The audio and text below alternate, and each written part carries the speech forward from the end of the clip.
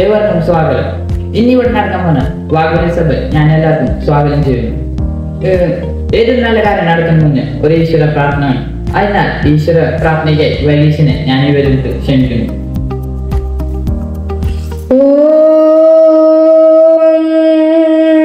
ശ്രദ്ധയാഗ്നി സമീദ്യതേ ശ്രദ്ധയാ വിന്ദതേ ഹവിഃ ശ്രദ്ധാമഗസ്യ മൂർധനീം വജസാ വേദയാമസി പ്രിയഗ ശ്രദ്ധേ ദദദഃ പ്രിയഗ ശ്രദ്ധേ ദിദാസദഃ പ്രിയം ഭോജേഷു യജ്വസോ ഇദം മൗദിദം കൃതീം യദാ ദേവ അസുരേഷു ശ്രദ്ധാമുഗ്രേഷു ചക്രിരേ एवं भोजेषु यच्छसो अस्माकमुदितं कृतें श्रद्धां देवः यजमानाः वायुगो वा उपासते श्रद्धागुं हृदययकूत्य श्रद्धया हूयते हविः श्रद्धा प्रातर्हवामहे श्रद्धा मध्यं दिनं परि श्रद्धागुं सूर्यस्य निमृचि श्रद्धे श्रद्धापयेहमा श्रद्धां देवानदिवस्ते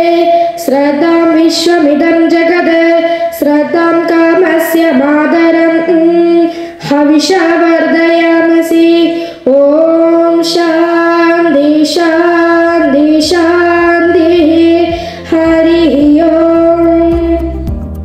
ഇത്ര നന്നായി ഈശ്വര പ്രാർത്ഥന ചൊല്ലിയ വൈകീശൻ നന്ദി. ഇനി നമുക്ക് ഇന്നത്തെ പ്രസംഗത്തിലേക്ക് കിടക്കാം. ഇന്നിവിടെ പ്രസംഗിക്കാൻ പോണ കുട്ടികൾക്ക് ഒരു വിഷയം കൊടുത്തിട്ടുണ്ട്. ആ വിഷയം എന്ന് വെച്ചാൽ യുദ്ധമാണ്. യുദ്ധത്തിനെ കുറിച്ച് അവർ പറയുകയും അതിൻ്റെ ഉപയോഗവും ദുരുപയോഗവും എന്താണ് എന്ന് കൂടിയാണ്. അപ്പോൾ ഇന്നിവിടെ വിഷയം എടുത്തിരിക്കുന്ന അഭിമന്യു മാത്രമാണ്. അപ്പോൾ ഇനി നമുക്ക് ഇന്നത്തെ പരിപാടിയിലേക്ക് കിടക്കാം. ആദ്യമായി തന്നെ ഇവിടെ പ്രസംഗിക്കാൻ പോകുന്നത് റഹാനാണ്. റഹാനെ ഞാൻ ഇവരിലോട്ട് ക്ഷണിക്കുന്നു. എല്ലാവർക്കും നമസ്കാരം. എൻ്റെ പേര് റഹാൻ മിഞ്ചി. ഞാൻ 10ാം ക്ലാസ് വിദ്യാർത്ഥി. ഞാൻ എന്ന് പറയാൻ പോകുന്ന കഥ ഒരു അഹങ്കാരിയായ ഒരു കോഴിയുടെ ഒരു കഥയാണ് ഞാൻ നിങ്ങളുടെ അടുത്ത് പറയാൻ പോകുന്നത്. അപ്പോൾ നമുക്ക് വേഗം കഥയിൽ കിടക്കാം. ഒരിടത്ത് ഒരു കർഷകനുണ്ടായിരുന്നു. ആ കർഷകന് ഒരു പൂവൻകോഴി ഉണ്ടായിരുന്നു. ആ പൂവൻകോഴി അത് കേട്ട നല്ല ഭംഗിയുള്ള ഒരു കോഴിയായിരുന്നു. നാട്ടുകാർ അവനെ സ്വർണ്ണപ്പൂവൻ എന്നായിരുന്നു വിളിച്ചിരുന്നത്. അങ്ങനെ ഒരിക്കൽ അവനും അവൻ്റെ കൂട്ടുകാരും കൂടി അവൻ്റെ ഇരയെ തേടാൻ പോകുകയായിരുന്നു. പോകുന്ന വഴി പെട്ടെന്ന് ഒരു ശബ്ദമുണ്ടായി. ആ ശബ്ദം കേട്ടപ്പോൾ നമ്മുടെ സ്വർണ്ണപ്പൂവൻ തല ഉയർത്തി നോക്കിയപ്പോൾ നമ്മുടെ സ്വർണ്ണപ്പൂവൻ തൊട്ടടുത്ത പറമ്പിൽ വേറെ ഒരു കറുമ്പനായ പൂവൻകോഴിയെ കണ്ടു. ആ പൂവൻകോഴിയെ കണ്ട ശേഷം നമ്മുടെ കറുമ്പനായ കോഴി കുറച്ച് ദേഷ്യപ്പെടുകയും ചെയ്തു. തൻ്റെ പ്രതാപത്തിന് ഓട്ടം എടുത്താൻ വന്നിരിക്കുകയാണ്. അവനെ ഇന്ന് ഓടിക്കണം എന്ന് പറഞ്ഞ് അവിടെ നേർക്ക് ഓടി. അപ്പോൾ നമ്മുടെ കർമ്മനായ പൂവൻകോഴി ഒരു കൂസലുമില്ലാതെ അവിടെ നിൽക്കുന്നു. നമ്മുടെ സ്വർണ്ണപ്പൂവൻ ഓടി വരുന്നത് കണ്ട് അവൻ്റെ ചിറക് ഉയർത്തി ഒരു പാമ്പ് പതിവിരിക്കുന്നത് പോലെ ഇരുന്ന് കാണിച്ചു. അത് കണ്ട് നമ്മുടെ സ്വർണ്ണപ്പൂവൻ ഇങ്ങനെ പറയും, ആഹാ, എൻ്റെ അടുത്ത് എതിരിടാൻ ഇവനെത്താൻ തരുമോ? ഇവനെ ഞാൻ ഇന്ന് കൊത്തിക്കൊല്ലും എന്ന് പറഞ്ഞ് അവൻ എനിക്ക് ആക്രമിക്കാൻ പോയി. അങ്ങനെ ആക്രമിക്കാൻ പോയപ്പോൾ നമ്മുടെ കർമ്മനായ പൂവൻകോഴി ചാടി അവനെ തടുക്കുകയും അവനെ തലയെ 2 കൊത്തു കൊടുക്കുകയും ചെയ്തു. അങ്ങനെ അവസാനം നമ്മുടെ സ്വർണ്ണപ്പൂവന് വാശി കയറിയപ്പോൾ തിരിച്ചും കുത്തുകയും ചെയ്തു. അങ്ങനെ അരമണിക്കൂർ അങ്ങോട്ടും ഇങ്ങോട്ടും നല്ല തല്ലോട്ടമായി.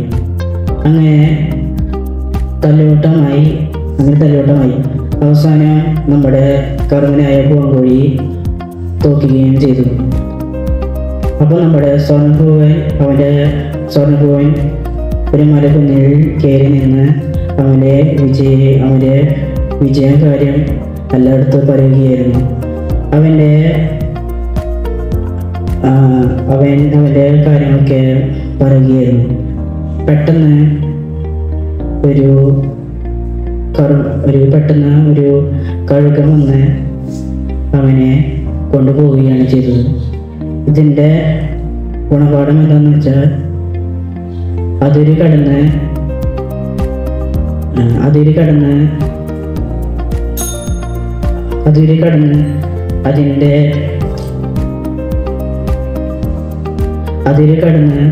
അഹങ്കാരത്തിലേക്കാണ് നമ്മളെപ്പോഴും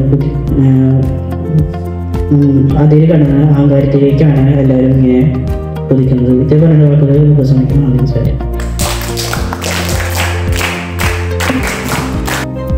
റഹാമിജൻ നന്ദി.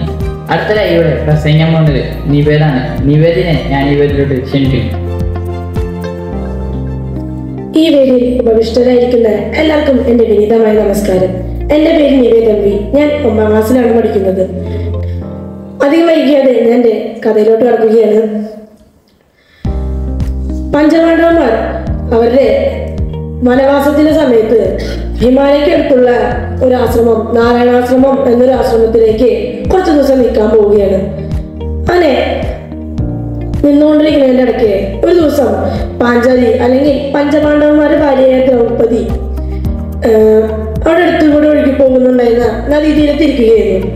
അങ്ങനെ കുറച്ചു നേരം ഇരുന്ന് പ്രകൃതി ഭംഗി ആസ്വദിക്കുകയായിരുന്നു. അങ്ങനെ ഇടതുവശത്തേക്ക് നോക്കിയപ്പോൾ ഒരു ചെറിയൊരു താമര ഒഴുകി വരുന്നു. അങ്ങനെ പാഞ്ചാലി ആ താമര കണ്ട് പെട്ടെന്ന് അത്ഭുതപ്പെട്ടു. എന്നിട്ട് ആ താമര എടുത്ത് നോക്കുകയാണ്. അപ്പോഴാണ് ആ താമരയ്ക്ക് ഒരു അത്ഭുതകരമായ രൂപവും 1000 ഇതളുകളും നല്ല സുഗന്ധവും ഉണ്ടായിരുന്നു.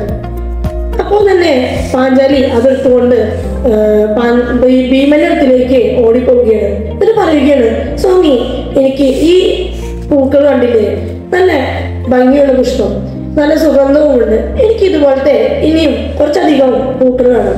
ഒന്ന് എനിക്ക് ഇത് കൊണ്ടുവന്ന് തരാമോ? അപ്പോൾ തന്നെ ഭീമന്മാരും ശരി. എന്നിട്ട് ഭീമൻ ഗദയും വാളും എടുത്തുകൊണ്ട് കാട്ടിലോട്ട് നടക്കാൻ തോന്നും. അല്ലെ, നടന്ന് കുറെ നോക്കി, ഇത് കിട്ടുന്നില്ല പൂക്കൾ.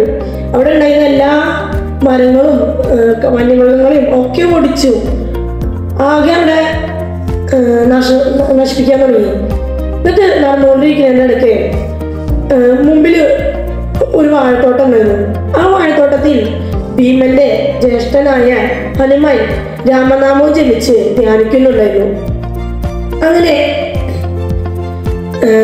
പെട്ടെന്ന് ഈ വന്യമൃഗങ്ങളുടെ ശബ്ദവും ആകെ നല്ല ശബ്ദത്തിൽ പാദം വെക്കുന്ന ശബ്ദവും എല്ലാം കൂടിയും ഹനുമാന്റെ ധ്യാനത്തിൽ നിന്ന് അലട്ടുകയാണ്. അങ്ങനെ ഹനുമാൻ മെല്ലെ കണ്ണു തുറന്നപ്പോഴാണ് അനുജൻ നടന്നു വരുന്നത് കാണുന്നത്. അപ്പോൾ തന്നെ ഹനുമാൻ വിചാരിക്കും, സ്വന്തം അനുജനെ ഒന്ന് പരീക്ഷിക്കണം. എന്നിട്ട് ഭീമന്റെ വഴിയിൽ പോയിട്ട് കിടക്കും. വാല് നീട്ടി നല്ല ശബ്ദം ഉണ്ടാക്കി കിടക്കും. അങ്ങനെ ഈ ശബ്ദം കേട്ട ഭീമൻ പെട്ടെന്ന് ഓടി വരും. ആരാണ് അവിടെ കിടക്കുന്നതെന്ന് നോക്കാൻ ഓടി വരും. അപ്പോഴാണ് ഒരു വൃദ്ധനായ വാനരൻ ആണ് ആ ശബ്ദം ഉണ്ടായ സ്ഥലത്ത് കിടക്കുന്നുണ്ടായിരുന്നത്. ആ വൃദ്ധനായ വാനരൻ അടുത്തേക്ക് ഭീമൻ മെല്ലെ നടന്നു പോകും. എന്നിട്ട് ചോദിക്കും, നിങ്ങൾ ആരാണ്? നിങ്ങൾ എന്താണ് ഇവിടെ ചെയ്യുന്നത്? അപ്പോൾ ഹനുമാൻ പറയും, ഞാൻ ഒരു വൃദ്ധനായ വാനരനാണ്. ഞാൻ ഈ വാഴത്തോട്ടത്തിൽ താമസിക്കുന്നു. അപ്പോൾ തന്നെ ഭീമൻ തിരികെ പറയും, അല്ല, ഹനുമാൻ തിരികെ ചോദിക്കും, നീ ആരാണ്? നീ എന്തിനാണ് ഇവിടെ വന്നിട്ടുള്ളതെന്ന്. അപ്പോൾ ഭീമൻ പറയും, ഞാൻ കുന്തിപുത്രൻ ഭീമൻ. ഞാൻ എൻ്റെ ഭാര്യയ്ക്ക് വേണ്ടി പുഷ്പങ്ങൾ പറിക്കാൻ വന്നതാണ്. എന്നിട്ട് ഹനുമാന്റെ അടുത്ത് പറയും, വാനര ഒന്ന് മാറിക്കൊടുക്കൂ, എനിക്ക് ഈ വഴിയിലൂടെ പോവേണ്ടതാണ്.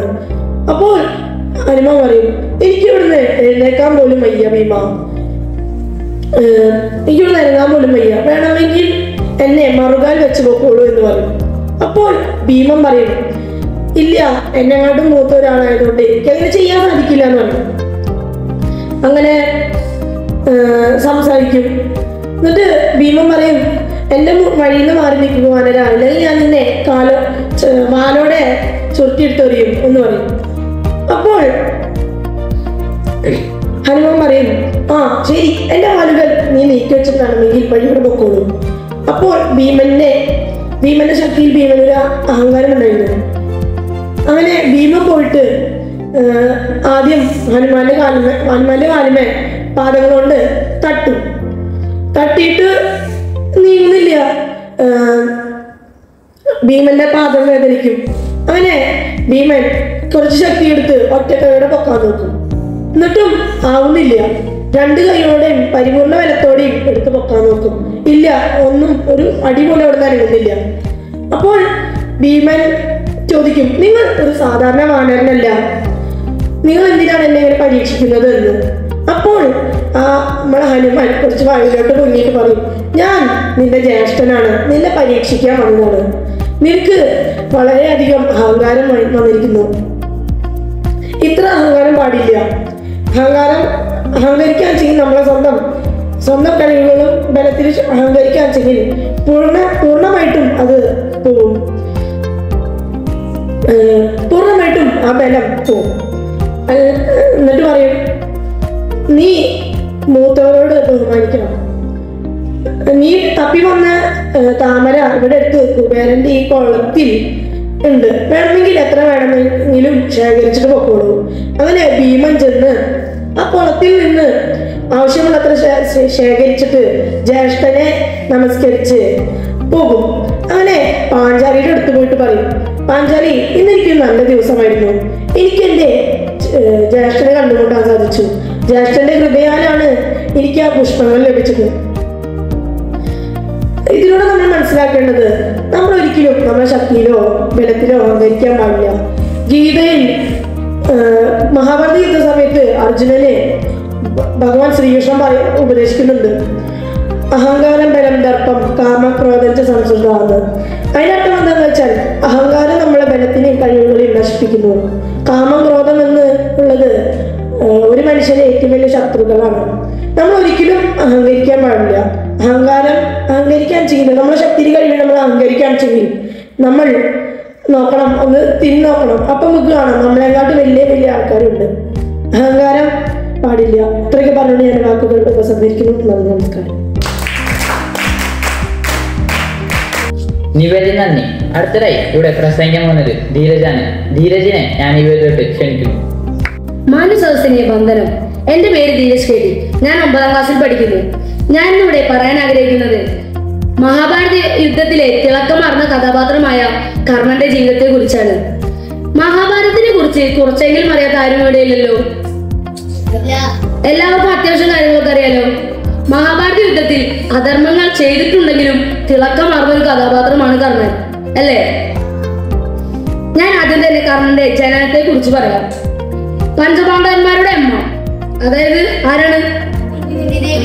കുന്തിദേവിയുടെ കൊട്ടാരത്തിലേക്ക് ഒരു ദിവസം മഹാകോപിയും സാക്ഷാൽ ശങ്കരന്റെ തന്നെ അവതാരവുമായ ദുർവാസവ മഹർഷി വന്നു.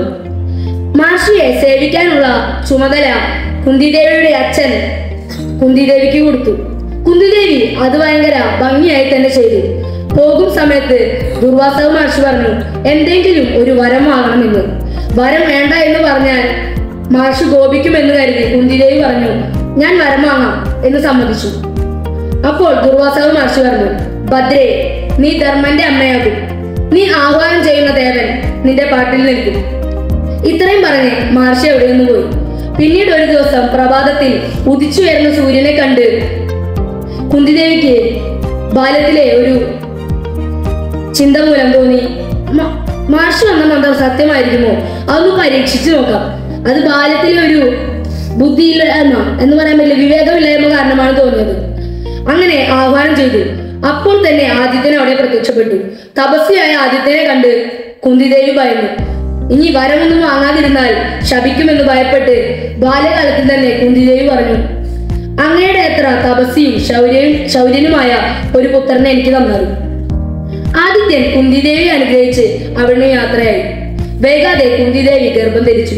ബാല്യത്തിൽ തന്നെ ഈ ഗർഭം തന്റെ കന്യക എന്ന നാമത്തിന് ദുഷ്ടകമാകുമെന്ന് മനസ്സിലാക്കിയ കുന്തിദേവി അത് ഗൂഢമായി വെച്ചു. ഗൂഢമായി തന്നെ പ്രസവിച്ചു. ജനിച്ചപ്പോൾ തന്റെ കുഞ്ഞിനെ കണ്ട് കുന്തിദേവി അത്ഭുതപ്പെട്ടു. ഒരു കവചകുണ്ടലങ്ങൾ ഈ ഭാഗത്തായിട്ട് കർണന്റെ ഉണ്ടായിരുന്നില്ല, നിങ്ങൾക്ക് അറിയില്ലത് ഉണ്ടായിരുന്നു. അങ്ങനെ കവചകുണ്ടലങ്ങൾ ഏതെങ്കിലും കുഞ്ഞിനെയാണ് കേട്ടിട്ടുണ്ടെങ്കിൽ കർണനില്ലാതെ അതൊരു ദിവ്യശക്തി തന്നെയാണെന്ന് മനസ്സിലായി. അപ്പോ ആ ഓമനക്കുട്ടിയാണ് പിന്നീട് വളർന്നു വന്ന കർണൻ. അങ്ങനെ പെട്ടിയിലാക്കിയിട്ട് കർണനെ ഒഴുക്കിവിട്ടു. അതിനെ സൂതനായ അതിരഥൻ എന്ന് പറഞ്ഞൊരു തേരാളി ഉണ്ടായിരുന്നു. അതിരഥൻ എന്ന് പറഞ്ഞൊരു തേരാളി കർണനെടുത്തു. എന്നിട്ട് മക്കളില്ലാതെ വിഷമിക്കണ ഭാര്യയായ രാധയ്ക്ക് കൊടുത്തു. അങ്ങനെ അവർ രണ്ടാളും കൂടി വളർത്തി. ശരിക്കും കർണന്റെ വംശം ഏതാ? സൂതവംശമായിരുന്നില്ലേ? പക്ഷെ കർണൻ ക്ഷത്രിയനാണല്ലോ, പക്ഷെ വളർന്നത് സൂതനായിട്ടല്ലേ. അതുകൊണ്ട് കർണന് ഈ തേര് വലിക്കാനും താല്പര്യം കർണൻ ആയുധാഭ്യാസത്തിലായിരുന്നു. അങ്ങനെ കർണൻ ദ്രോണാചാര്യരുടെ ശിഷ്യനായി. 106 ശിഷ്യന്മാരുണ്ടായിരുന്നു ദ്രോണാചാര്യർക്ക്. 100 കൗരവരും 5 പാണ്ഡവന്മാരും കർണനും പിന്നെ അശ്വത്ഥാമാവും. അത് സ്വന്തം മകനായോണ്ട് ശിഷ്യനായിട്ട് കൂട്ടില്ല. അങ്ങനെ 106 ശിഷ്യന്മാരുടെ ഇടയിൽ കർണനും ഉണ്ടായിരുന്നു. അങ്ങനെ ആയുധാഭ്യാസം കഴിഞ്ഞിട്ട് നമ്മൾ പഠിച്ചത് എന്താണ്? ഇപ്പൊ നമ്മുടെ നാട്ടില് ഈ ഭരതനാട്യം ഇതൊക്കെ പഠിപ്പിക്കുമ്പോ അരങ്ങേറ്റം ഉണ്ടാവില്ലേ? ഭരതനാട്യം, കൊട്ട്, അങ്ങനെയൊക്കെ അതിന്റെ അരങ്ങേറ്റം പോലെ ഒരു പ്രദർശനം, ആയുധാഭ്യാസ പ്രദർശനം എന്നുള്ള പേരില് ഈ പാണ്ഡവന്മാരെയും കൗരവന്മാരെയും പഠിച്ചത് എന്താന്ന് നാട്ടുകാരെ കാണിക്കൊരു വേദി ഒരുക്കി. അതില് ഏറ്റവും തുടങ്ങിയത് ഭീമന്റെയും ദുര്യോധനന്റെയും ഗദായുധമായിരുന്നു. രണ്ടുപേരും ഗദായുധത്തിൽ അഗ്രഗണ്യന്മാരാണ്. പക്ഷെ ശരീരം അനുസരിച്ച് ഇതിൽ ഇത് കൂടുതൽ ദുര്യോധനാണ്. അങ്ങനെ ആ ഗദായുധം മുറുകി. ദ്രോണാചാര്യരുടെ പുത്രനായ അശ്വത്ഥാമാവിന് മനസ്സിലായി ഇതൊരു കടുങ്കയ്യാവുണ്ട്. അപ്പോ അശ്വത്ഥാമാവ് പിടിച്ചു മാറ്റി. പിന്നെ പാണ്ഡവന്മാരുടെ ഏറ്റവും ശക്തിയായ പോരാളി വന്നു അർജുനൻ അങ്ങനെ തന്റെ കഴിവുകളൊക്കെ വേദിയിൽ കാണിച്ചു. അപ്പോഴാണ് പെട്ടെന്ന് കർണൻ കടന്നു വരുന്നത്. അർജുനൻ കാണിച്ചത് അതേ മെച്ചത്തിൽ കർണനും കാണിച്ചു. അവസാനം കർണൻ അർജുനനെ പോരിന് വിളിച്ചു.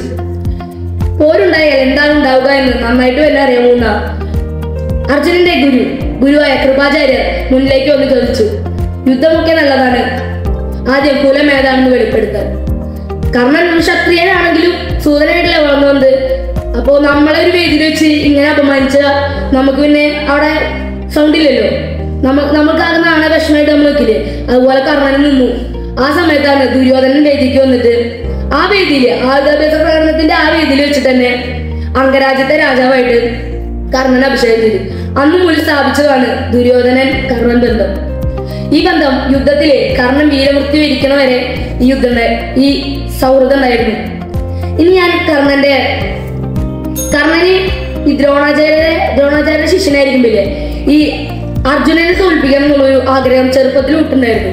പക്ഷെ വലിയ വലിയ അസ്ത്രങ്ങൾ, ബ്രഹ്മാസ്ത്രം, നാഗാസ്ത്രം, അങ്ങനത്തെ അസ്ത്രങ്ങളൊക്കെ ദ്രോണാചാര്യര് ബ്രാഹ്മണന്മാർക്കും ക്ഷത്രിയന്മാർക്കും മാത്രമാണ് ഉപദേശിക്കുക. കർണന് പക്ഷെ അർജുനനെ തൊട്ട് കിട്ടിയപ്പോ നമ്മുടെ ഏറ്റവും വലിയ ശത്രുവിനെ തൊട്ട് കിട്ടുമ്പോ നമുക്കതില്ലെങ്കിൽ ആ യുദ്ധത്തിൽ നമ്മൾ ഒപ്പാവില്ലല്ലോ, നമുക്കത് വേണമെന്നുള്ളൊരു ആഗ്രഹം ഉണ്ടാവില്ലേ. അതുപോലെ അർജുനനും വന്നു. പക്ഷെ ദ്രോണാചാര്യരുടെ ഒരു നിബന്ധന എന്തായിരുന്നു? ഒരു സൂതനെ ഒരിക്കലും കൊടുക്കില്ല. അപ്പൊ കർണൻ ഇതൊക്കെ കിട്ടണമെന്നുള്ള ആഗ്രഹത്താല് വിഷ്ണുവിന്റെ അവതാരമായ പരശുരാമന്റെ അടുത്തേക്ക് പോയി. പരശുരാമന്റെ അടുത്തേക്ക് പോയപ്പോ പരശുരാമൻ ഒരു ബ്രാഹ്മണന് മാത്രമേ കൊടുക്കുള്ളൂ. അപ്പോ കർണനാകെ വിഷമായി. അങ്ങനെ കർണ അവസാനം ഗതിയില്ലാതെ നുണ പറയേണ്ട അവസ്ഥ വന്നു. കർണൻ ഒരു ബ്രാഹ്മണനാണ് കൊണ്ട് ആദിവിദ്യ അഭ്യസിച്ചു. അങ്ങനെ ബ്രഹ്മാസ്ത്രം മുതലായ അസ്ത്രങ്ങളൊക്കെ സ്വീകരിച്ചു. ഒരു ദിവസം ഒരു മരത്തിന്റെ ചോട്ടില് കർണന്റെ മടിയില് തല വെച്ചിട്ട് ഗുരു പരശുരാമൻ ചെറിയ നിദ്രയിലാണ്ടു. ആ സമയത്ത് ഒരു കീടം കർണന്റെ തുടയിൽ കയറി. അപ്പോ കർണൻ വിചാരിച്ചു ഗുരുവിന്റെ നിദ്രയ്ക്ക് ഭംഗം വരുത്തേണ്ടത് കരുതി കർണൻ അത് കാര്യത്തില്ല. കുറച്ച് കഴിഞ്ഞപ്പോ ആ കീടം കർണന്റെ തുട തുളഞ്ഞു കയറിപ്പോ. എന്നിട്ട് രക്തം ഒഴുകാൻ തുടങ്ങി. ആ രക്തം ഗുരുവിന്റെ മേൽ സ്പർശിച്ചു. അപ്പോ ഗുരുവിനെ മനസ്സിലായി ഒരു ബ്രാഹ്മണന് ഇത്രയ്ക്ക് വേദന സഹിക്കാൻ കഴിയില്ല. ഒരു ക്ഷത്രിയൻ അല്ലെങ്കിൽ സൂതനാണോ, ഒരു ബ്രാഹ്മണൻ എന്ന് വെച്ചാൽ പൂജയിൽ ഇതിൽ മുഴുകി കഴിയുന്ന ആൾക്ക് ഇത്രയും വേദന എന്തായാലും സഹിക്കാൻ പറ്റില്ല എന്ന് ഗുരുവിന് അറിയാം. കാരണം പരശുരാമൻ ഒരു ബ്രാഹ്മണനാണല്ലോ, പരശുരാമൻ അറിയായിരുന്നു. അങ്ങനെ പരശുരാമൻ കർണനോട് ചോദിച്ചു ദേഷ്യത്തോടെ. അപ്പോ കർണൻ പേടിച്ച് കുറച്ച് സത്യം പറഞ്ഞു. അപ്പോ പരശുരാമൻ ശപിച്ചു, കള്ളത്തരം പറഞ്ഞ് നീ വാങ്ങിയ ഈ അസ്ത്രങ്ങളൊക്കെ ആവശ്യമുള്ള സമയത്ത് നീ മറന്നു പോട്ടെ. കർണന് ഭയങ്കര വിഷമായി. കർണൻ കുറെ കരഞ്ഞു. പിന്നെ വേറൊരു ശാപം കൂടി ഉണ്ടായിരുന്നു. ഒരു ദിവസം കാട്ടിലൊരു കിടാവിനെ കൊന്നതിന് ഒരു ബ്രാഹ്മണ ശപിച്ചതാണ്, നിന്റെ ജീവിതത്തിലെ ഏറ്റവും നിർണായകമായ യുദ്ധം, ആ യുദ്ധത്തിൽ നിന്റെ തേരിന്റെ ചക്രം ഭൂമിയിൽ ആണ്ടുപോകും. ഈ ശാപങ്ങളൊക്കെ കർണന് ഫലിച്ചിട്ടുമുണ്ടായിരുന്നു. ഇനി കർണന്റെ ദാനശീലത്തെ കുറിച്ച് പറയാം. കർണന്റെ ഏറ്റവും പ്രശസ്തമായ ഒരു ദാനശീലം നിങ്ങൾക്കറിയാമല്ലോ, കവചകുണ്ടലങ്ങൾ ദാനം ചെയ്തത്. മഹാഭാരത യുദ്ധത്തിന്റെ കുറച്ച് മുൻപ്, അതായത് യുദ്ധത്തിനുള്ള തയ്യാറെടുപ്പുകളൊക്കെ നടത്തുന്ന സമയത്ത് സ്വന്തം പുത്രന്റെ വിജയത്തിനായി ഇന്ദ്രൻ കവചകുണ്ടലങ്ങൾ യാചിക്കാൻ വരുമെന്ന് സൂര്യൻ കർണനോട് പറഞ്ഞിട്ടുണ്ടായിരുന്നു. അപ്പോൾ കർണൻ പറഞ്ഞു, ഞാൻ കാലങ്ങളായി തുടർന്നു വരുന്ന രീതിയാണ് ചോദിക്കുന്നത് എന്തും കൊടുക്കുന്നത്, അതെനിക്ക് മാറ്റാൻ കഴിയില്ല. അപ്പോൾ സൂര്യൻ പറഞ്ഞു, നീ നിന്റെ രീതി മാറ്റേണ്ടതില്ല, നീ പകരം ശക്തി എന്ന വേൽ വാങ്ങണം. അപ്പോൾ കർണൻ സമ്മതിച്ചു. അങ്ങനെ പറഞ്ഞതുപോലെ തന്നെ ഇന്ദ്രൻ വന്നു കവചകുണ്ടലങ്ങൾ യാചിച്ചു. ഒരു മടിയും കൂടാതെ തന്റെ തൊലിയോട് തന്നെ അത് മുറിച്ചു കൊടുത്തു. അത്രയ്ക്കും താഴ്ചയിലായ ഒരു വ്യക്തിയാണ് കർണൻ. പകരം ശക്തി എന്ന വേലും വാങ്ങിച്ചു. സാക്ഷാൽ ഭഗവാൻ കൃഷ്ണൻ തന്നെ പറഞ്ഞിട്ടുണ്ട്, ശക്തിയും കവചകുണ്ടലങ്ങളുമുള്ള കർണനെ തോൽപ്പിക്കാൻ എന്റെ സുദർശനത്തിന് പോലും ആകില്ല. ഒന്ന് ആലോചിച്ച് നോക്കൂ കർണന്റെ ശക്തി. വിഷ്ണുവിന്റെ ഏറ്റവും ശക്തി കൂടിയ ഒരു ആയുധമാണ് സുദർശനം എന്ന് നിങ്ങൾക്ക് അറിയാമല്ലോ. ആ സുദർശനത്തിന് പോലും ആവില്ല എന്ന് പറഞ്ഞാൽ കർണന്റെ ശക്തി നമുക്ക് ഊഹിക്കാവുന്നതേ ഉള്ളൂ. അത്രയ്ക്കും ദാനശീലനായ ഒരു വ്യക്തിയാണ് കർണൻ. മഹാഭാരതത്തിന് മുന്നേ തന്നെ കർണന്റെ ജന്മരഹസ്യം, കർണൻ പഞ്ചപാണ്ഡവന്മാരുടെ മൂത്ത ജ്യേഷ്ഠനാണെന്ന രഹസ്യം കൃഷ്ണൻ വെളിപ്പെടുത്തി. കൃഷ്ണൻ വെളിപ്പെടുത്താൻ കാരണം ഇത്രയും വലിയൊരു യുദ്ധം സംഭവിക്കരുതെന്ന് കരുതിയിട്ടാണ്. മഹാഭാരത യുദ്ധത്തിൽ എത്ര നഷ്ടങ്ങൾ സംഭവിച്ചത് നിങ്ങൾക്കറിയാമല്ലോ. ചെറുപ്പക്കാരിയായ ഉത്തര വിധവയായി. തന്റെ ഭർത്താവായ അഭിമന്യുവിനെ, ഒരു കൊച്ചുബാലനായ അഭിമന്യുവിനെ 17-ാം വയസ്സിൽ തന്നെ യുദ്ധത്തിൽ വലിയ മഹാരഥന്മാർ കൂടിക്കൊണ്ടു. അങ്ങനൊക്കെ ഉണ്ടാകുമ്പോ ആ ഭാര്യയുടെ അവസ്ഥ ആലോചിച്ചത്. ഉത്തര അപ്പൊ ഗർഭം ധരിച്ചിരിക്കുന്നു. ഒരമ്മയുടെ അവസ്ഥ ആലോചിച്ചു. ഈ സമയത്ത് സ്വന്തം ഭർത്താവ് യുദ്ധത്തിൽ ഇത്ര മോശമായ അവസ്ഥയിൽ മരിക്കുമ്പോ ആ ഭാര്യയുടെ വിഷമം നമുക്ക് ഊഹിക്കാവുന്നതേ ഉള്ളൂ. അത്രയ്ക്കും നാശനഷ്ടങ്ങളും, എത്ര കുട്ടികൾ അനാഥരായി, എത്ര അമ്മമാര് വിധവകളായി, ഇങ്ങനെ കുറെ പ്രശ്നങ്ങൾ ഉണ്ടായ യുദ്ധമാണ് മഹാഭാരത യുദ്ധം. ഈ യുദ്ധം ഉണ്ടാവാതിരിക്കാൻ വേണ്ടിയാണ് കർണനോട് കൃഷ്ണൻ രഹസ്യം വെളിപ്പെടുത്തിയത്. കൃഷ്ണൻ പറഞ്ഞ വാക്കുകൾ ഇവയായിരുന്നു: കർണ, നീ ജ്യേഷ്ഠനാണെന്ന് പാണ്ഡവന്മാർ അറിഞ്ഞാൽ സ്വർണ്ണ സിംഹാസനം യുധിഷ്ഠിരൻ നിനക്ക് വേണ്ടി ഒഴിഞ്ഞു തരും. നിന്റെ വെൺകൊറ്റക്കുട യുധിഷ്ഠിരൻ പിടിക്കും. മഹാശക്തിശാലിയായ ഭീമസേനൻ നിന്റെ വെൺചാമരം വീശും. ബാക്കിയുള്ള 3 അനുജന്മാരും നിന്റെ ഏകാജ്ഞയും അനുസരിക്കാനായി ഒപ്പം തന്നെ ഉണ്ടാകും. അപ്പോൾ കർണൻ പറഞ്ഞ മറുപടി ഇതായിരുന്നു: ആയുധാഭ്യാസത്തിന്റെ പ്രകടന ദിവസം കൃപര് എന്നോട് എന്റെ കുലം വെളിപ്പെടുത്താൻ പറഞ്ഞപ്പോ നിങ്ങളെല്ലാവരും നിശബ്ദരായിരുന്നു. നീ കണ്ടതല്ലേ കൃഷ്ണ, നീ ആ സമയത്ത് അവിടെ ഉണ്ടായിരുന്നല്ലോ. അപ്പോൾ നീ എന്തുകൊണ്ട് ഒന്നും പറഞ്ഞില്ല? അപ്പോൾ എനിക്ക് ആത്മാഭിമാനം തിരിച്ചെടുത്തു വന്നത് എത്ര അധർമ്മിയായാലും ദുര്യോധനൻ തന്നെയാണ്. ആ സ്ഥലത്ത് വെച്ച് എന്നെ അംഗരാജ്യത്തെ രാജാവായി അഭിഷേകം ചെയ്തു. അന്നു മുതലാണ് ഞാനും ദുര്യോധനും കൂടിയുള്ള സുഹൃത്ത് ബന്ധം തുടങ്ങിയത്. ആ ദുര്യോധനൻ ഇപ്പോൾ ഞാനുള്ള വിശ്വാസത്തിലാണ് ഇത്രയും വലിയൊരു യുദ്ധത്തിന് ഒരുങ്ങിയിരിക്കുന്നത്. ഞാനിപ്പോൾ ദുര്യോധനനെ വിട്ടാൽ ദുര്യോധനനെ ഞാൻ നടുക്കടലിൽ ഒറ്റപ്പെടുത്തി ഞാൻ പോയതുപോലെയുള്ള അവസ്ഥയാകും. ഇതേ രീതിയിൽ തന്നെ കുന്തിദേവിയും ഈ സത്യം വെളിപ്പെടുത്തിയിട്ടുണ്ട്. അപ്പോൾ കർണൻ പറഞ്ഞത് ഇങ്ങനെയായിരുന്നു: അമ്മയ്ക്കെന്നും 5 മക്കളാണ്. പഞ്ചപാണ്ഡവന്മാരെന്നും 5 പേരാണല്ലോ. ഈ യുദ്ധത്തിൽ ഞാൻ അർജുനനെ വധിച്ചാൽ അമ്മയ്ക്ക് 5 മക്കളാണ്. അഥവാ അർജുനൻ എന്നെ വധിച്ചാൽ അമ്മയ്ക്ക് 5 മക്കളാണ്. അർജുനനെ ഇല്ലാതെ വേറെ ആരെയും ഞാൻ വധിക്കുകയില്ല.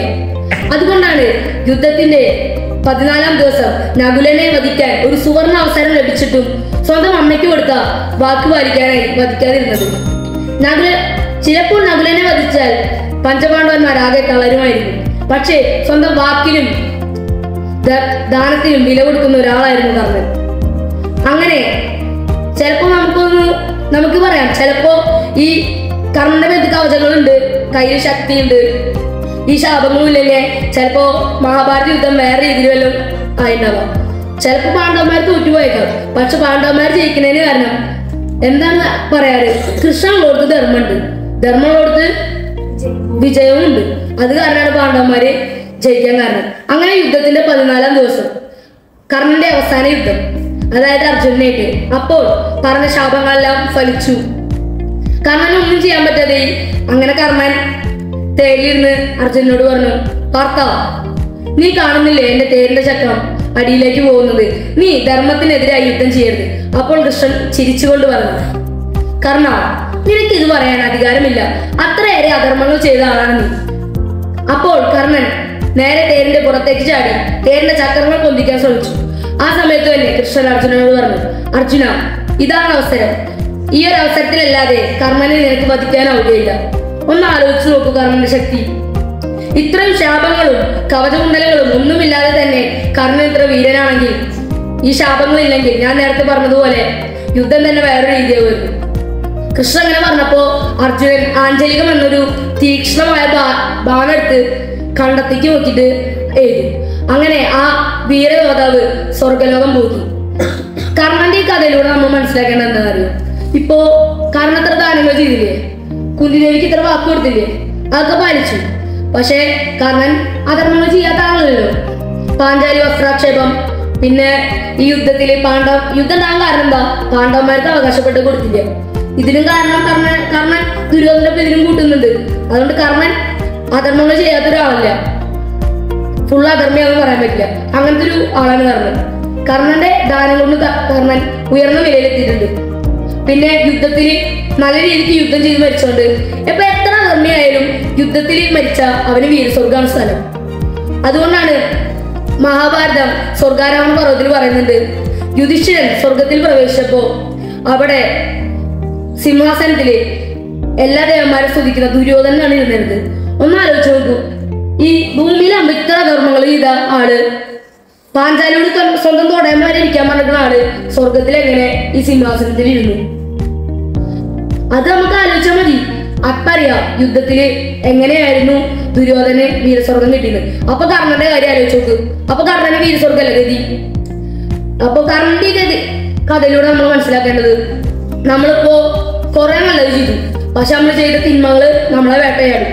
അതുകൊണ്ടാണ് പഞ്ചപാണ്ഡവന്മാരിൽ മൂത്ത ജ്യേഷ്ഠനായ കർണന് ഇങ്ങനെ ഒരു ഗതി വരാൻ കാരണം. അതുകൊണ്ട് നമ്മൾ പരമാവധി നമ്മുടെ ജീവിതത്തില് നമ്മൾ സത്യം മാത്രം പറയുക, ധർമ്മം മാത്രം ചെയ്യുക. എല്ലാവരും നമ്മുടെ സാമൂഹ്യം തന്നെ പ്രചോദകനായി എടുത്താൽ അതൊരു നല്ല കാര്യമായിരിക്കും. ഇത്രയും പറഞ്ഞുകൊണ്ട് ഞാൻ എന്റെ വാക്കുകൾ സർവേശ്വരന്റെ കാര്യത്തിൽ സമർപ്പിക്കുന്നു. നന്ദി, നമസ്കാരം. ധീരജ് നന്ദി. അടുത്തതായി ഇവിടെ പ്രസംഗം വന്നത് വിനായകനെ ഞാൻ ഇവരിലോട്ട് ക്ഷണിക്കുന്നു. മാനസരജനെ വന്ദനം. സദസ്സിൽ ഘോഷിക്കുന്ന എല്ലാവർക്കും വേണ്ടി വിനീതമായ നമസ്കാരം. എൻ്റെ പേര് വിനായകയാണ്. ഞാൻ 8ാം ക്ലാസ് വിദ്യാർത്ഥിയാണ്. ഞാൻ ഇവിടെ പറയാൻ പോകുന്നത് ഒരു കൊച്ചുകഥയും അതിന് ഗുണപാഠമാണ്. ഇത്രയൊക്കെ പറഞ്ഞാണ് ഞാൻ വിശുദ്ധത്തിൽ കിടക്കാം. വ്യാപാരിയും ഗുരുവും. പണ്ട് ഒരിടത്ത് ഒരു ദരിദ്രനായ ബ്രാഹ്മണന് ഒരു ധനികനായ വ്യാപാരി ശിഷ്യനുണ്ടായിരുന്നു. വളരെ ധനികനാണെങ്കിൽ പോലും അയാൾ വളരെ പിശുക്കനായിരുന്നു. പക്ഷേ ഈ ധനികനാണെന്നുള്ള അഹങ്കാരമൊന്നും ഗുരുവിൻ്റെ അടുത്ത് കാണിച്ചിരുന്നില്ല. ഗുരുവിൻ്റെ അടുത്ത് അയാൾ വളരെയധികം ഭക്തിയോടെയും വിനോദത്തോടുകൂടിയുമായിരുന്നു പെരുമാറിയിരുന്നത്. അങ്ങനെ ഒരു ദിവസം ഗുരുവിനെ തന്റെ നിത്യോപകരണത്തിനുള്ള പുസ്തകങ്ങളൊക്കെ പൊതിഞ്ഞു വയ്ക്കാൻ ഒരു പട്ടുശില ആവശ്യം വന്നിരുന്നു. അദ്ദേഹം ആ പട്ടുശിലയ്ക്ക് വേണ്ടി തന്റെ ആശ്രമത്തിൽ തപ്പി നോക്കി. പക്ഷേ ആശ്രമത്തിലൊന്നും ഉണ്ടായിരുന്നില്ല. അതുകൊണ്ട് തന്റെ ശിഷ്യന്റെ വ്യാപാര സ്ഥലത്ത് ഉണ്ടാകുമെന്ന് വിചാരിച്ച് ഗുരു ശിഷ്യന്റെ അടുത്ത് ചെന്നു. ശിഷ്യനാണെങ്കിൽ ഗുരുവിനെ കണ്ടതും എഴുന്നേറ്റ് വന്ന് സ്വീകരിച്ചു കസാരയിൽ ഇരുത്തി. എന്നിട്ട് ഗുരുവിന്റെ അടുത്ത് ചോദിച്ചു, എന്താണ് ഗുരു വന്നത്? അപ്പൊ ഗുരു പറഞ്ഞു, എനിക്ക് നിത്യകാലത്തുള്ള പുസ്തകങ്ങൾ പൊതിഞ്ഞു വയ്ക്കാൻ ഒരു പട്ടുശില ആവശ്യമുണ്ട്. ഇത് കേട്ട് ശിഷ്യൻ പറഞ്ഞു, അയ്യോ ഗുരുവേ, ഇവിടെ ഇപ്പോൾ പട്ടുശില ഒന്നുമില്ല. 2 മണിക്കൂർ മുന്നേ വരികയാണെങ്കിൽ ഒരു സങ്കടവും കൂടാതെ എനിക്കത് തരാമായിരുന്നു. അപ്പോൾ ഇത് കേട്ട് ഗുരുവിന് വിഷമമായി. എന്നിട്ട് ഗുരു തന്റെ ആശ്രമത്തിലേക്ക് മടങ്ങി പോകാൻ ഇരിക്കുമ്പോഴേക്കും ശിഷ്യൻ പറഞ്ഞു, അങ്ങ് വിഷമിക്കേണ്ട, അങ്ങ് കുറച്ച് ദിവസങ്ങൾക്ക് ശേഷം വരും. അങ്ങക്ക് വേണ്ടി ഞാൻ ഇവിടെ പട്ടുശില മാറ്റി വയ്ക്കാം. ഇത് കേട്ട് ഗുരുവിന് കുറച്ച് ആശ്വാസമായി. എന്നിട്ട് ഗുരു തന്റെ ആശ്രമത്തേക്ക് മടങ്ങി പോകാൻ ഒരുങ്ങി. ഈ സംഭാഷണങ്ങളൊക്കെ അകത്തു നിന്ന് വ്യാപാരിയുടെ ഭാര്യ കേൾക്കുന്നുണ്ടായിരുന്നു. വ്യാപാരിയുടെ ഭാര്യയ്ക്ക് കാര്യം അറിയാനായി ആ കടയിൽ നിന്ന് ഒരാളെ അയച്ച് ആ ബ്രാഹ്മണനെ വിളിത്തി. എന്നിട്ട് ആ സ്ത്രീ ചോദിച്ചു, അങ്ങക്ക് എന്താണ് വേണ്ടത്? അപ്പോൾ ആ ബ്രാഹ്മണൻ പറഞ്ഞു, എനിക്ക് എൻ്റെ നിത്യഭാരതത്തിലുള്ള പുസ്തകങ്ങൾ പൊതിയാനായി ഒരു പട്ടുശില ആവശ്യമുണ്ട്. അതിനായിരുന്നു ഞാൻ ഇവിടെ വന്നത്. പക്ഷേ അത് തൽക്കാലം ഇവിടെ ഇല്ലെന്നാണ് അദ്ദേഹം പറഞ്ഞത്. അതുകൊണ്ട് ഞാൻ മടങ്ങി പോവുകയാണ്. അപ്പോൾ ആ സ്ത്രീ പറഞ്ഞു, അങ്ങ് പേടിക്കേണ്ട, അങ്ങ് നാളെ രാവിലെ വരൂ. അങ്ങക്ക് വേണ്ട ആവശ്യമുള്ള അത്രയും പട്ടുതുണികൾ ഞാൻ അങ്ങക്ക് തരാം. ഇത് കേട്ട് ഗുരുവിന് സന്തോഷമായി. എന്നിട്ട് ഗുരു തന്റെ ആശ്രമത്തിലേക്ക് മടങ്ങിപ്പോയി. അന്ന് വൈകുന്നേരമായപ്പോൾ വ്യാപാരി കട പൂട്ടി വീട്ടിലെത്തിയപ്പോൾ ഭാര്യ ചോദിച്ചു, അയ്യോ, കട പൂട്ടിയോ? എനിക്ക് 2 പട്ടുമുണ്ടുകൾ ആവശ്യമുണ്ടായിരുന്നു. അപ്പോൾ വ്യാപാരി പറഞ്ഞു, എന്തിനാ ഇത്ര ധൃതിപ്പെടുന്നത്? നാളെ രാവിലെ കട തുറക്കുമ്പോൾ ഞാൻ 2 പട്ടുമുണ്ടുകൾ കൊടുത്തയച്ചുവിടാം. അതൊന്നും പറ്റില്ല, എനിക്ക് ഇപ്പോൾ തന്നെ വേണം, ആ സ്ത്രീ പറഞ്ഞു. അപ്പോൾ ഇത് കേട്ട് വ്യാപാരി ഒന്നും പറയാൻ നിന്നില്ല. പെട്ടെന്ന് തന്നെ പോയി കട തുറന്ന് 2 പട്ടുമുണ്ടുകളും എടുത്ത് ആ സ്ത്രീക്ക് കൊണ്ടേ കൊടുത്തു. ആ സ്ത്രീയാണെങ്കിൽ ആ 2 പട്ടുമുണ്ടുകളും മേടിച്ച് തൻ്റെ മുറിയിൽ കൊണ്ടേ എടുത്തു വെച്ചു. പിറ്റേ ദിവസം രാവിലെ എഴുന്നേറ്റ് ആ ബ്രാഹ്മണൻ വരുന്നുണ്ടോ എന്ന് നോക്കി. ബ്രാഹ്മണൻ വരുന്നുണ്ടെന്ന് കണ്ടതും ആ സ്ത്രീയാണെങ്കിൽ തൻ്റെ മുറിയിൽ നിന്ന് 2 പട്ടുമുണ്ടുകളും എടുത്ത് പുറത്തു വന്നു. അപ്പോഴേക്കും ആ ബ്രാഹ്മണൻ അവിടെ എത്തിയിരുന്നു. ബ്രാഹ്മണന്റെ കയ്യിൽ ആ പട്ടുമുണ്ടുകളും കൊടുത്ത് ബ്രാഹ്മണന്റെ അനുഗ്രഹം മേടിച്ച് ആ സ്ത്രീ പറഞ്ഞു, ഇനി അങ്ങേക്ക് എന്തെങ്കിലും ആവശ്യമുണ്ടെങ്കിൽ എന്നോട് ചോദിച്ചാൽ മതി, അത് ഞാൻ പറഞ്ഞിരിക്കും. ഇതിൽ നിന്ന് നമ്മൾ മനസ്സിലാക്കേണ്ടത് എന്തെന്നാൽ ഈ കാലഘട്ടം അനുസരിച്ച് നോക്കുകയാണെങ്കിൽ ഏതൊരു പുരുഷനും തൻ്റെ ഭാര്യയുടെ മുന്നിൽ ഒരു പൂച്ചയെ പോലെയാണ് പെരുമാറുന്നത്. ഇത്രയൊക്കെ പറഞ്ഞാണ് ഞാൻ എൻ്റെ വാക്കുകൾ ഉപസംഹരിക്കുന്നു. നന്ദി, നമസ്കാരം. വിനായകൻ നന്ദി. ഇനി അടുത്തതായി ഇവിടെ പ്രസംഗിക്കാൻ പോകുന്നത് അഭിമന്യുവാണ്. അഭിമന്യുവിനെ ഞാൻ ഇവരിലോട്ട് ക്ഷണിക്കുന്നു. ജയ് സീതാരാം. ഈ വേദിയിൽ ഉപവിഷ്ടരായിരിക്കുന്ന എല്ലാവർക്കും എന്റെ വിനീതമായ നമസ്കാരം. എന്റെ പേര് അഭിമന്യുവേ. ഞാൻ 8ാം ക്ലാസ് വിദ്യാർത്ഥിയാകുന്നു. ഞാൻ ഇന്ന് നിങ്ങളോട് സംസാരിക്കാൻ പോകുന്നത് യുദ്ധം എന്ന വിഷയത്തെ കുറിച്ചാണ്. യുദ്ധം കൊണ്ട് എന്താണ് നേട്ടമെന്ന് നിങ്ങൾ എപ്പോഴെങ്കിലും ആലോചിച്ചിട്ടുണ്ടോ? നഷ്ടം മാത്രമാണ് യുദ്ധം കൊണ്ടുള്ള നേട്ടം. ഈ അടുത്തായി പാകിസ്ഥാൻ ഭീകരാക്രമികൾ നമ്മുടെ ഭാരതത്തിലെ കാശ്മീർ എന്ന സ്ഥലത്ത് എല്ലാവരും കേട്ടിട്ടുണ്ടോ അല്ലെ? അപ്പൊ കാശ്മീരിലെ പഹൽഗാം എന്ന സ്ഥലത്തിലെ വിനോദസഞ്ചാരികളെ ആക്രമിക്കുകയുണ്ടായി. അപ്പൊ വെറുതെ ആക്രമിക്കുകയല്ല ചെയ്തത്, നമ്മുടെ ഹിന്ദുക്കളെ മാത്രം തെരഞ്ഞു പിടിച്ച് സ്ത്രീകളെയും കുട്ടികളൊന്നും കൊന്നില്ല, പുരുഷന്മാരെ മാത്രം കൊല്ലുകയാണ് ഉണ്ടായത്. അപ്പൊ നമ്മുടെ ഈ സ്ത്രീകളുടെ സിന്ദൂരം മാറ്റാൻ ഇടവരുത്തിയ ആ ഭീകരാക്രമികളെ തിരിച്ചടിക്കാൻ ഭാരതം ഓപ്പറേഷൻ സിന്ദൂർ എന്ന പേരിട്ടു. അപ്പോ ഇത് കാരണം 2 രാജ്യങ്ങൾക്കും നഷ്ടങ്ങളൊക്കെ ഉണ്ടായി. ഒരു രാജ്യത്തിന് മാത്രം നഷ്ടമുണ്ടായി നമുക്ക് പറയാൻ പറ്റില്ലല്ലോ. പക്ഷെ എന്നിരുന്നാലും ഇതിൽ ഭാരതത്തിന്റെ ഭാഗത്തായിട്ട് തരണം. കാരണം ഒരു കാര്യമില്ലാതെ നമ്മുടെ ഭാരതത്തിൽ വന്നിട്ട് വെറുതെ കുറച്ച് ആൾക്കാരെ കൊല്ലാന്ന്, അത് മതത്തിന്റെ പേരിൽ കൊല്ലുക എന്ന് പറഞ്ഞാൽ അത് ന്യായമല്ലല്ലോ, അന്യായമല്ല. അപ്പോ അവസാനം പാകിസ്ഥാൻ ഭാരതത്തിന് മുമ്പിൽ തോറ്റുപോയി. അപ്പോ നമ്മുടെ പുരാണ കാലഘട്ടങ്ങളിൽ പല വലിയ വലിയ യുദ്ധങ്ങൾ നടന്നിട്ടുണ്ട്. നമ്മുടെ ഭാരതം, നമ്മുടെ ഹിന്ദുമതത്തിന്റെ 2 ഇതിഹാസങ്ങൾ ഏതൊക്കെയാണ്? മഹാഭാരത, രാമായണമാണ് നമ്മുടെ ഹിന്ദുമതത്തിന്റെ 2 ഇതിഹാസ പുരാണം. അപ്പൊ ഈ ഇതിഹാസ പുരാണങ്ങൾക്കൊക്കെ വേദിയൊരുക്കിയ ഒരു പുണ്യഭൂമി തന്നെയാണ് നമ്മുടെ ഭാരതം. അപ്പൊ ഈ മഹാഭാരതത്തിലും രാമായണത്തിലൊക്കെ വലിയ വലിയ യുദ്ധങ്ങളൊക്കെ നടന്നിട്ടുണ്ട്. നിങ്ങളെല്ലാവരും ശ്രീ മഹാഭാരതത്തെ യുദ്ധത്തെ പറ്റിയൊക്കെ കേട്ടിട്ടുണ്ടാവും അല്ലെ? കുരുക്ഷേത്ര യുദ്ധം എന്ന പേരിൽ മഹാഭാരതത്തിലെ യുദ്ധം വളരെ പ്രസിദ്ധമാണ്. അപ്പൊ ഈ യുദ്ധത്തിൽ ഞാൻ കൂടുതലൊന്നും അതിനെ കുറിച്ച് വിസ്തരിച്ച് പറയുന്നില്ല, ചെറുതാക്കിയിട്ട് അതിനെ കുറിച്ച് ചില കാര്യങ്ങൾ പറയും. അപ്പൊ ഈ യുദ്ധത്തില് മഹാഭാരത യുദ്ധത്തിൽ ആരൊക്കെ തമ്മിലെ യുദ്ധം നടക്കുന്നത്? പാണ്ഡവരും കൗരവരും തമ്മിലാണ് ഈ യുദ്ധം നടക്കുന്നത്. അപ്പോ അവസാനം പാണ്ഡവർ തന്നെ ഈ യുദ്ധത്തിൽ ജയിക്കും. കൗരവർ യുദ്ധം കഴിയുന്നത് വരെ എത്ര ചതി ചെയ്തിട്ടും യുദ്ധത്തിൽ ജയിക്കാൻ പറ്റില്ല. കാരണം ധർമ്മം മാത്രമേ എപ്പോഴും എന്ത് ജയിക്കുള്ളൂ. അപ്പൊ അങ്ങനെ അവസാനം പാണ്ഡവർ ജയിച്ചു. രാമായണത്തിലാണെങ്കിൽ ശ്രീരാമ ഭഗവാന്റെ പത്നിയെ രാവണൻ അപഹരിച്ചു കൊണ്ടുപോയി. അപ്പൊ അതിന്റെ പേരിൽ വലിയൊരു യുദ്ധം തന്നെ ഉണ്ടായി. പിന്നെ രാവണൻ കുറെ അധർമ്മങ്ങളും ചെയ്തിട്ടുണ്ട്, നിങ്ങൾക്ക് അറിയാമല്ലോ. അപ്പൊ ഈ 2 യുദ്ധങ്ങളിലും ഒരു സാമ്യമുണ്ട്. എന്താന്ന് നിങ്ങൾക്ക് പറയാൻ പറ്റും? അധർമ്മം തോൽക്കും, എപ്പോഴും അധർമ്മം തോൽക്കും, ധർമ്മം മാത്രമേ ജയിക്കുള്ളൂ. അപ്പൊ ധർമാധർമ്മങ്ങൾ തമ്മിലുള്ള യുദ്ധമാണ് ഈ 2 ഇതിഹാസങ്ങളിൽ നടക്കുന്നത്. അപ്പോ ഈ പുരാണ കാലഘട്ടങ്ങളിൽ വളരെ വലിയ യുദ്ധങ്ങൾ ഇപ്പോ ഈ മഹാഭാരത, രാമായണം പോലെ യുദ്ധങ്ങൾ നടന്നിട്ടുണ്ട്. അതുപോലെ നമ്മുടെ ഈ കാലഘട്ടങ്ങളിലും പല വലിയ യുദ്ധങ്ങൾ നടന്നിട്ടുണ്ട്. ഉദാഹരണത്തിന് നമ്മളൊക്കെ ഇപ്പോ 1ാം ലോക മഹായുദ്ധവും 2ാം ലോക മഹായുദ്ധത്തെ പറ്റി നമ്മൾ പഠിച്ചിട്ടില്ലേ? സാമൂഹ്യ ശാസ്ത്രത്തിൽ പഠിച്ചിട്ടില്ലേ? അപ്പൊ ഈ 2ാം ലോക മഹായുദ്ധം കഴിഞ്ഞതോടെ അതിന്റെ ഭവിഷ്യത്ത് പല രാജ്യങ്ങളും അനുഭവിക്കാൻ തുടങ്ങി. ഇപ്പോ ജപ്പാനിലെ ഹിരോഷിമ, നാഗസാക്കി പോലത്തെ സ്ഥലങ്ങളില് അണുബോംബ് ഇട്ടതോടെ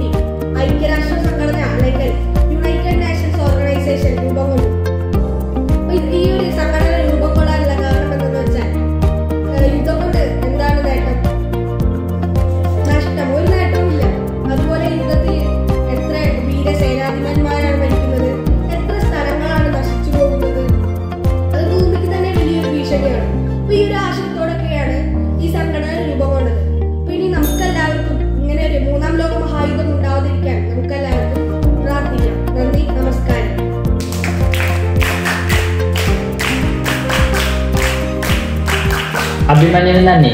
ഇതോടെ ഇവിടുത്തെ എല്ലാം പ്രസംഗങ്ങൾ അവസാനിച്ചിരിക്കുന്നു. ഇനി ഇവിടെ നടക്കാൻ പോകുന്ന ഫലപ്രഖ്യാപനമാണ്. ഫലപ്രഖ്യാപനത്തിനായി രാംദാസ് മാഷിനെ അഭ്യർത്ഥിക്കുന്നു. രാംദാസ് മാഷിന് നന്ദി.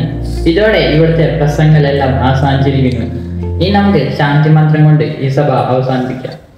ഓം ശാന്തി ശാന്തി ശാന്തി. ഹരി ഓം തത്സത്. ശ്രീരാമകൃഷ്ണാർപ്പണമസ്തു.